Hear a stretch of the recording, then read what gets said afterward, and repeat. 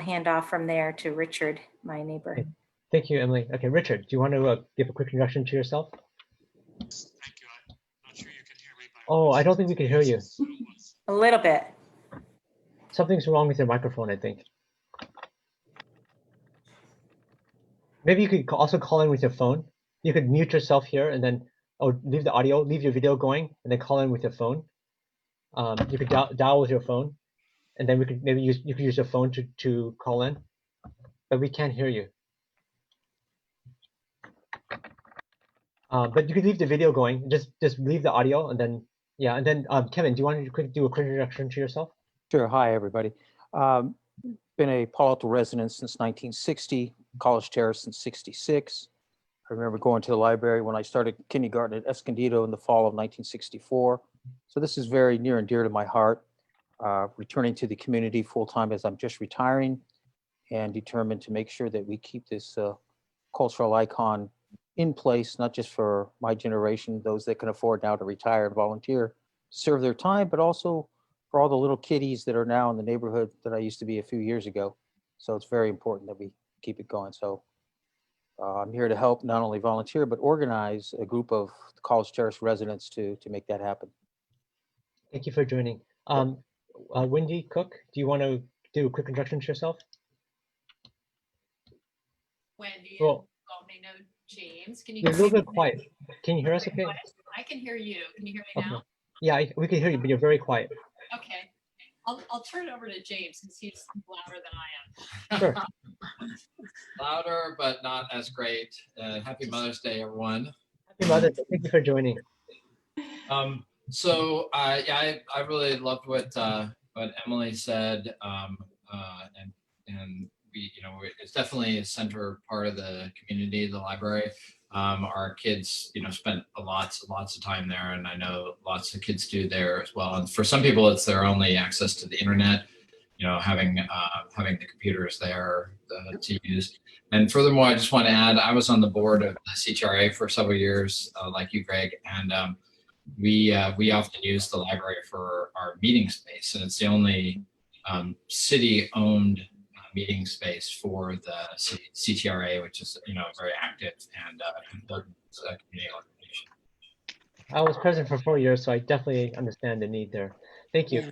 And then the next person, I don't know your name, but it's iPad 4. So I don't know if you could give a quick introduction to yourself. Oh, can you hear us? Okay, we'll skip you because I don't know if you could hear us. But okay, Rhonda, do you want to give a quick introduction to yourself? Hi, I've been in the Terrace for 37 years. I'm a member of the Friends of the Palo Alto Libraries. And, I'm willing to give up an extra day of service at our local library just to keep the library open for some hours. We've seen those hours deteriorate or decline over the last few years. And I think I had a false sense of security when they went ahead and renovated the library and, made it so much nicer. I thought, okay, maybe we'll get more library days back or hours, but we didn't. So I just want to do something constructive, Greg, offering it down to 3 days from 4 days if that's necessary, if that's helpful. But when I looked at the, I've been a controller in biotech world. I'm retired now. I'm treasurer of the board of the Stanford Jazz Festival, Stanford Jazz Workshop. And I look at the numbers and it's like the other libraries in the city are reducing some hours. There are going to be cuts to the staff. I understand all of this. Those cuts, all of those other things come to over $1.5 million. And closing our library for 2 years is going to save $167,000. I mean, that just doesn't seem to make sense. It seems very extreme. And I almost feel like we're targeted. I mean, I really feel like a victim here, that would be such an extreme, move to make. I mean, I don't know how you feel, but it really, well, I think we all feel very attacked. That's why we're here on this call. Yeah, but right. I mean, my kids go to the College Terrace Library as was earlier, I was president of CTRA for a while, so we definitely use the library a lot. And so that's why I asked when I saw this, right? Because I was also surprised when I saw this. When I saw the city Yeah. manager propose this, I thought that the neighborhood should know about this. And so that's why I posted on Nextdoor and I asked the current president, Chris, to send the email out just so that everyone could know what's going on and could discuss this. But, Honestly, though, from the dollar point of view, I would feel a lot better if we would be saving like $600,000 by closing the library for 2 years or something substantial. yeah. But if it's all about the budget, then this is the point that I would like to make, is that we could make some other alternatives to keeping 4 days a week at our library, but keep it open. Yeah, I mean, it's so funny. Like, I'm also reviewing this item where the city is proposing to spend $1.4 million, or basically $290,000 a year on graphics. You know, graphics for your utilities bill. So this is for the utilities department. They want to spend $290,000 a year on making pretty graphics for our bills. Good And so point. like, I'm thinking like, okay, wait, we're going to close the library, or we're going to spend $290,000 a year on graphics for our utilities, or we could keep the library open. So I'm thinking like, where's the judgment here? Like, what? Like, who Well, I thought think that we need to provide the judgment as community members that if we were able to vote, you know, not just our little group here, but if the city were able to vote and say, would we want these graphics, or we want to keep all our libraries open? And it's like a non-event, you know, Yeah. everyone would be agreed. Sure. Okay, let me move on. David, do you want to do a quick introduction to yourself? Sure. I'm David Milsom. I'm kind of semi-retired, lived in College Terrace. My background is mostly to do with networking, computer networks, internet. I worked at Slack running networks at Slack in the 90s, and I worked at Cisco in the 2000s. Now I'm an independent consultant, and I do anything basically. I do software mostly. Can I actually, do you want me to say a little bit more about the way I view this at the moment, or is it? Sure, go ahead. That's the idea, please. Well, I actually have a slightly different take on all of this, but I think you would actually understand it, and that is, Greg, and that is because you've been in business, and that is, I've been told, and I believe it to be correct, that if you're in a downturn, one of the last things that you damage in your business is your capacity to invent what's going to happen next. In other words, you have to keep your intellectual capability going. And because when things go better, you have to be ready to address whatever the new thing is. So I don't believe in the idea of running government like a business, but in this particular case, when this thing goes away, we're going to have to get back up on our feet. And I think we're going to be doing different things. And I think what I'd like to say to you, and for you to say to the city, is that the idea of cutting expenses on something like libraries is very wrong. What we should be doing now is getting people into the libraries, encouraging people to work and invent and think about what the next step is going to be.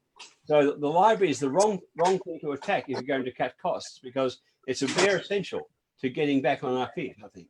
Sure. I don't know if you're aware, but right now in the current budget, there's a plan to increase the raise, basically give our city employee raises next year. I don't know if you guys know about that, but Yes. so it's like a 4% plus raise, right? So that is of course not helping. So good point, David. I guess I see the name Ross Frank, but I'm not sure that's a Ross Frank, but I don't know if you want to give a quick introduction to yourself. Yeah, hi, I'm Karina Chang, born and raised in College Terrace. The library is a place I went to all of my life. What I wanted to know is, does the current budget for the library include rotating closures like we've done in the past of the other branches? I mean, why single out College Terrace for closure? Well, I think the College Terrace Library is the only library that's going to be shut down completely for 2 years. Yeah. And so Right. It seems very disproportionate, especially if you think about it in terms of return on investment. Right. I mean, it seems. It seems a little bit extreme.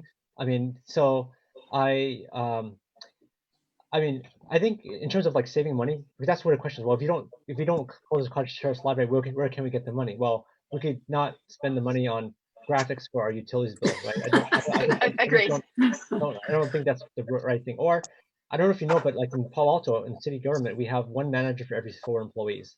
So maybe it should be more like, one manager for every 7 employees or 8 employees or something where there's more span of control, right? Perhaps that would be more appropriate. Greg, Right, but Greg, can you actually? specifically, Sorry. can I Yeah. still, thanks. So what I wanted to know is, in the past, they've had the library employees rotating between the different branches. Can we continue to do that to maintain the College Terrace Library being open, so that we're open, whatever it is, only 2 days a week, and downtown library and the Brinconada and the Mitchell give up a day a week? Yeah, I just don't think closing the College Terrace Library makes sense at all. Maybe reduce it a Agreed, bit, but I just think the amount of money being saved Right. is so And trivial compared to the impact it has on the community. Okay, So another area I wanted to look at was in terms of the community base that's served. For example, the library serves people of all ages, young people who are learning how to read, people in the low-cost housing in El Camino, people who are in the over 60, 65 group, etc., families. What about the golf course? What community is the golf course serving, and how large is that? And is that a particularly exclusive group? And how much? I didn't look at the budget. I wasn't able to understand. It's a golf. I don't think it's a revenue generating entity. it's not right. It's supposed to be, but I think under the current contract, current contract and current situation, we're actually losing money on it. So it's not the revenue. It could be a revenue generator, but right now, unfortunately, Cut our losses. Yeah, a lot of issues with it. But no, good points. The other thing is Because that's sorry, go ahead. generally golf courses are serving privileged white male populations, and are we privileging that group over the broader community base, people of color, people over 65, people young, etc.? Well, I think the biggest elephant in the room in terms of our budget, because most of our budget is actually for paying for city employees, right? The elephant in the room is, I don't know if you guys know, but the average city employee is like, in terms of cost to the city, is like $230,000, right? And then some of the top employees, like the city manager, I think Britt just 410. just sent out a message on the chat here, but are paid considerably more, right? $500,000 or more, right? Or way more. So I just so go ahead. So I just wanted to interject that in my long career at Hewlett Packard and Agilent, that 2 times when we had downturns, we were put on a 10% pay cut. The first time through, we got it was like a fortnight holiday. We got every other Friday off. But the second time, we had to work all those days and we had a 10% pay cut, but we were ready and, able to get back into the swing of things. We're all trained and able, once the economy recovered. So, that worked really well. I know Stanford Hospital medical group has just made a 20% cut, right, to their staff salaries. So are these things that are being talked about, Greg? I mean, I think they should be. I really science. I think there should be some shared sacrifice, and I actually believe that that's the right thing to do. Is some of our employees are paid incredibly well, right? And some of them maybe there should be some consideration for this. I think Britt just sent out our city manager's salary, which is actually a lot if you consider the fact that he gets a $4 million house and other stuff. It's actually way more than that, but it's a good point though. But I do think that needs to be consideration, because I do believe that there should be shared sacrifice, and we should look at the return on investment. I think cutting $80,000 a year out of a library that a lot of people use, and then spending on graphics or giving raises seems out of place. You're preaching to the choir. Yeah. Okay, so let me let Britt. Britt, do you want to quickly introduce yourself? Britt, you're on mute. Sorry, me? Yeah. Hi, yeah. So yeah, I'm Britt. I am an employee at Tesla as a software engineer. I live in College Terrace for the past year, and I've loved it here. And the College Terrace Library is one of the places me and my partner go to pretty frequently. And it seems like a very community oriented thing. And so losing that, I feel like, would not be beneficial. Adding on top of everyone else of all the points that they made, I think the disparity between like what are we catering to is like, are we catering to white people versus like everyone in the community? I think that's a really good point that was made earlier. The other thing I am curious about is just like in the aggregate, there's a lot of things that are getting cut. Is there any, because in the article it doesn't really show like the reasoning as to why these things were selected to be proposed as the cuts. I think that would actually help out a lot because these cuts are being felt everywhere, I'm imagining. So it's helpful to understand why each piece was chosen. Great. Yeah, I agree. I think we should look at the biggest items first, which is essentially the employees' compensation is the biggest item, and just a small change in that, just a tiny change, like even like a less than 0.1% would pay for the library. Like not even a 0.1, it would be like 0.0001 would pay for the library, right? So if you look at the big pieces first and then go down to the smaller pieces, College Terrace happens to be a really small piece out of the expenses that we have. So I do think that it's a very good point that you guys are bringing up. Okay, Mary, did you want to quickly introduce yourself?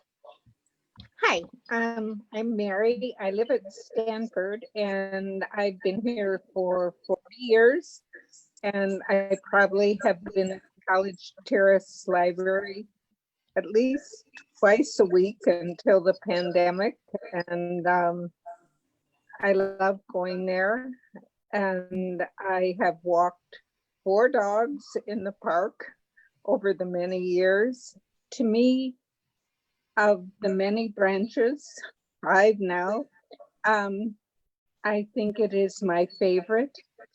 I have to drive to each of them, so it isn't that it's just the closest, but to me, it has the most wonderful feeling, and I would hate to see it not be a part of the community. I feel it's always conducive to a feeling of peace, and it just makes me feel good. And I think I love the spirit, and I love walking in when the children are there. It's something I've shared with my children and my grandchildren. Thank you for sharing. So I think I got everyone right. Yeah, I've had number 4. Oh, sorry, I had number 4. Please, okay, go ahead. I'm Patty Hartzell, Oberlin Street, and 30-year College Terrace resident. And I really felt like, where is the transparency in government? I mean, this just came on an email. I mean, so those of us who've lived here for a long time or 1 year, we had no idea this was coming. And I'm not so sure that our government realizes that we lost our library for 2 years, not too many years ago. And that was also supposed to be a 1-year renovation of the library that took 2. And now we've been 2 months without a library, and we realize how desperately we want it and need it, you know, and I just feel like this is a central part of our community that we all use and we need it. And you've made some wonderful points about what a small amount of money it would be to keep our library open. The other thing, that I'm one of the many, many seniors in the neighborhood who would be more than willing to do some volunteer work and take the stress off employees if they need to replace an employee. Yep. Sorry, David, did you want to say something? Well, I was just agreeing with you. I'd be willing to volunteer at some time too. Yeah, I've got a lot of emails saying that people are willing to volunteer, and so yeah, so I think there's a lot of desire to keep this going. And Great. Can I ask you one question? And that is, sure. What's the breakdown in costs of running the library? Yeah, so I don't think I have that particular number, but it's $80,000 a year. I think most of it's employee costs, probably cleaning and staffing it. You know, perhaps the staffing portion, I know a lot of libraries use volunteers. I know, like my sister, when we were little kids, she used to volunteer in the library, help sort books and help, you know, do all that kind of stuff. So I know a lot of the library does that already, and that was totally unpaid. So I'm sure there's something similar to be done in College Terrace, if not done already. But I don't have the exact cost of like how much is janitorial versus staffing. Mm. Okay, So does anyone else have, did I miss anyone else? Richard, did he ever come back? I don't know. I don't think so. Okay. Okay. I'll just chime in briefly. I'll add my chorus to the volunteer ranks. It's wonderful finally to just retire and be in a position to help out, especially having formerly been a little kid that used it. I just think it's, as noted by other people, it's so critical. I mean, here's a resource that, particularly when we get a sense of a community that's shutting down given the pandemic, that we have, once it's closed, we have kind of it's our central gathering point. It's our place where we as College Terraceites can come together, have our meetings. Again, it's an educational venue, as noted by David, which serves as a potential entrepreneurial circle to launch or relaunch the new economy. And there's all these really good points. And finally, as you noted, it's minuscule compared to the budgets. So yeah, we're gonna have to ask for some pay cuts from all of our employees at City of Palo Alto. And then there are some other systems that could probably be cut as well, though I don't want to create too many enemies from competing interests. Rather, I would just suggest, and you're talking to a political science professor retired here, so there's a lot of machinations at work, but we want to try to build cooperations amongst competing interests to keep not only our library, but are there any other libraries on the block or cut back in services? I haven't heard any report on that. It's a good question. I don't think the other libraries are being shut down like the College Terrace Library. Okay. But we have a few minutes here, so I just wanted to kind of share some stuff with you guys. I'm going to share my screen. Hopefully everyone could see it. Can you guys see my screen? Yes. Okay. So the question is, what can we do, right? What can we do to help, right? So I think definitely a lot of you guys have written in. If you guys could get other people to write in, that's even better. If you guys can call in tomorrow. So tomorrow when this comes up, I think it would be great. People ask, well, where do you get this $80,000 a year money, right, to support the library? Well, you could look at this example here. This is the graphics, right? Do you guys feel that it's important? Is it more important to keep the library going, or is it more important to spend $1.4 million on graphics for our utilities bill? No comparison. No, none. So no brainer. Also, just could I interject again? I was a little dismayed when I read the report that said that only 5% of all the Palo Alto library visits are to College Terrace Library. But then I was thinking, it also said there were 52,000 visits annually.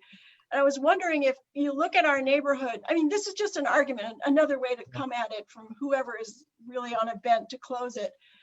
How many visits per, person in the neighborhood, really? That we have a very small neighborhood or a little section here. And that might be just something that someone might have said, oh, that's only 5%. Let's just close it down. We don't need it. And well, I think it's actually we're special here. We have only 900 homes, I think, according to Nextdoor or something. And that's, we also have the 52,000 visits a year. So it's just a way to look at it numerically and maybe get a point across to somebody who's like me, very analytical. Well, I guess my point is, if you guys write in more or decide to call in or get your friends or neighbors to call in, I think it's good to point out stuff like this, like, okay, this is more than 80K a year, right? This is 290K, right? I don't know if you guys can see it. I'll make it bigger. But I mean, just have to ask yourselves, is this more important than the library? Right? And so this is something that could be pointed out. One thing that Britt talked about was, I don't know if you guys saw this article about our employees, but it's well, Britt wrote in the chat, but it's they quite a bit. Should there be some shared sacrifice here? Should the employees perhaps at least temporarily during this, which is essentially now a depression, should there be some shared sacrifice here or not? Right. So you guys, if you haven't seen this, you can go there and you could see, what the situation is in terms of. Although I've been a labor activist quite a long time, I think there should be a freeze on wages for at least the next 2 years until we get the economy up and running again. That's the first step, and then we can actually look at backing off on salaries 10% as suggested by others. But yeah, especially, I mean, I know it's expensive to live here. That's a separate topic we can discuss and how to correct that. But looking at the compensation, and I wonder how many of these people live here. But anyways, I think they're well within resources to both get a freeze cut and then look at rolling back their salaries at least 5 or 10%. Yeah, I don't know how many people in Palo Alto. I know Palo Alto people are relatively well off, but I'm not sure how many people in Palo Alto make over 400,000 a year or 500. I'm not. Does anyone here on the call make over 500,000 a year? Nope. No, the census statistics wouldn't show that. Yeah, I think the average Palo Alto makes about 160,000 a year. That Yeah, makes sense. So the average Palo Alton would be down here somewhere, like way down there, Way Like- down. way down there. Like would be like the average Palo Alton would be like around here somewhere, right? Maybe this, and this is per household, not per person. This is per person, right? Right. Right. Okay, and then here's another thing. This is the budget that was published a couple weeks ago on the 20th, so we recently on Monday decided that the proposed revenue increase that we were going to get is probably not realistic. Sorry, I'm trying to scroll, but it's not scrolling fast enough. Let me try to make it a little faster. So, so this is where this is coming from. Is oh man, sorry guys, I'm trying to go to page 37, but it's not scrolling. Oh, here it is. Okay, so in the original proposed budget, it was to increase the revenue in the city by 19.6%, right? That means from last year to this year, we're going to increase the revenue by almost 20%, right? Now, this was published about 2 weeks ago. 2 weeks ago, I don't think that we could have. I don't think we're going to do 20% more revenue. So this is why the council said no. We're going to do $40 million less than this number, right? Because it's probably not realistic that we're going to increase the amount of revenue by this amount. And so that's kind of like discussion. So we took a subset of some of these line items like hotel tax and sales tax and trimmed it down, because like this one had our sales tax going up by almost 10%. Like that means all the retailers and restaurants are going to have a big boost in revenue, which is probably not realistic given the situation. Now here's where we are on expenses. I don't know if you guys could see this, but this is a topic we're having tomorrow night. Is this right? So originally staff proposed 2 weeks ago that we're going to increase our expenses by 13.1%, right? And this includes a 4.3% increase in salary and benefits, right? oh God. Okay. Oh, Lucky. So this is basically $9 million increase, right? Okay. So Are we contractually currently obligated to that increase? We are. How much is that's union? Yeah, that's right. It's Okay. union. So that's why it's here. But it could be negotiated, right? Of course. So the question is, so these are hard discussions that we're going to have tomorrow. I just bring this up just so you guys have a big picture about what's happening. Yeah, there are going to be a lot of hard choices. But I think that it's probably best to look at the big items first and work your way down. I think so. Let me show you the here's the citywide average. So this is the average salaries for our employees. I don't know if you guys could see it. It's kind of hidden now, but it's 231,000 for total. This is not including unfunded pension liabilities.